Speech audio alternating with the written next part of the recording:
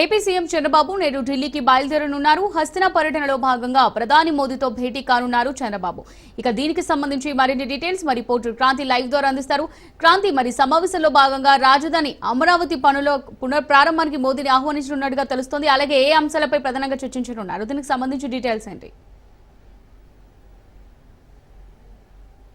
అమూల్య, ఈరోజు సాయంత్రం 4 గంటలకి విజయవాడ నుంచి గన్నవరం విమానాశ్రయం చేరుకుంటారు. అక్కడి నుంచి ఢిల్లీ వెళ్ళనున్నారు చంద్రబాబు. అయితే ప్రధానంగా కూటమి ప్రభుత్వం వచ్చిన తర్వాత అమరావతి రాజధాని పనులు అనేది కొంత వేగవంతమయ్యాయి. దానిలో భాగంగానే జంగిల్ క్లియరెన్స్ తర్వాత అమరావతిలో జరుగుతున్న నిర్మాణాలకి సంబంధించి టెండర్లు ఖరారు చేయడం అనేది ఇప్పటికే సిఆర్డీఏ పూర్తి చేసిన పరిస్థితి అయితే ఉంది. ఇక అమరావతి గతంలో ఏదైతే 2014లో టీడీపీ ప్రభుత్వం అప్పుడు రాజధాని అమరావతిగా నిర్ణయించడం జరిగింది. ప్రజల రాజధానిగా కింద చెప్తున్న పరిస్థితి అయితే ఉంది. ఈ నేపథ్యంలోనే దానికి సంబంధించి అప్పుడు శంకుస్థాపనకి ప్రధాని నరేంద్ర మోడీ రావడం జరిగింది. అప్పుడు పవిత్ర జలాలు మట్టి కూడా తీసుకువచ్చి అమరావతికి సంబంధించిన రాజధాని శంకుస్థాపనలో పాల్గొన్నారు. అనంతరము ప్రభుత్వం మారి వైసీపీ ప్రభుత్వం రావడం జరిగింది. తర్వాత అమరావతి కొంత పనులు నిలిచిపోయిన పరిస్థితి అయితే ఉంది. మళ్ళీ కూటమి ప్రభుత్వం అధికారంలోకి వచ్చిన తర్వాత అమరావతిలో పనులు వేగవంతమయ్యాయి. ప్రస్తుతము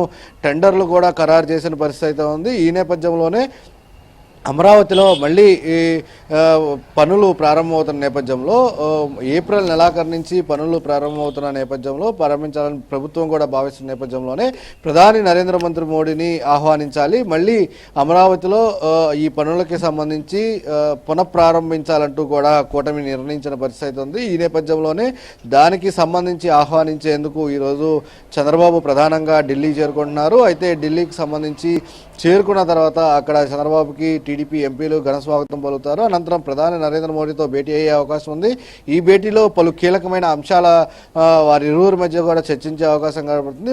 ముఖ్యంగా అటు అమరావతి పునఃప్రారంభానికి ఆహ్వానించడంతో పాటు అమరావతికి ఏవైతే ఆర్బీఐ ద్వారా దిగ్గజ బ్యాంకులు రుణాలు ఇచ్చాయో అదేవిధంగా హడ్కోతో పాటు